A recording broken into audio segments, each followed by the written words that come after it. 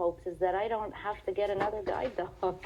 If I'm able to get up and move about independently without the assistance of a cane or a dog, I think that would be an incredible thing. Orly Shamir is a very capable woman. She has 3 sons, works for a big bank, and has a guide dog, Francie, for when she needs to get around.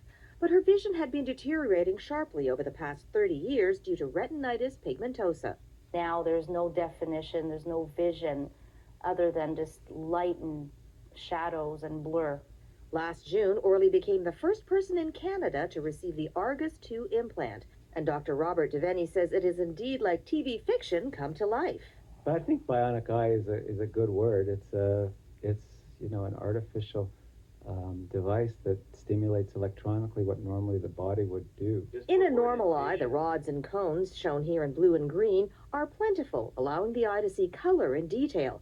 But in the lower right photo, there were a few rods and cones typical of retinitis pigmentosa. And I want to emphasize this is not, unfortunately, for all people who are blind. It's specifically for people who have what are called outer retinal degenerations. The Argus 2 records light from a tiny camera on the patient's eyeglasses and transmits them to a device implanted on the patient's retina. It bypasses the damaged photoreceptors and takes the signal directly to the optic nerve. I'm able to see a board that was presented to me, big black and white stripes. Orly will have to undergo months of rehab to teach her brain how to interpret the signals. Still, I was always told by all the doctors in my earlier years that there's never going to be a cure in my lifetime.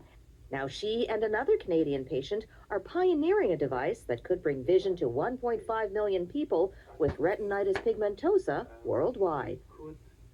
There have been many implantable devices in the past to restore vision, but the difference with the Argus 2 is that it has the exterior processor, in some ways an inconvenient item, but as technology develops, it will allow updates to be incorporated into the patient's sight without the danger of having to change the hardware within the eye itself.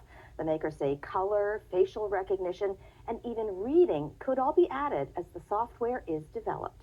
With today's Lifetime, I'm Pauline Chan.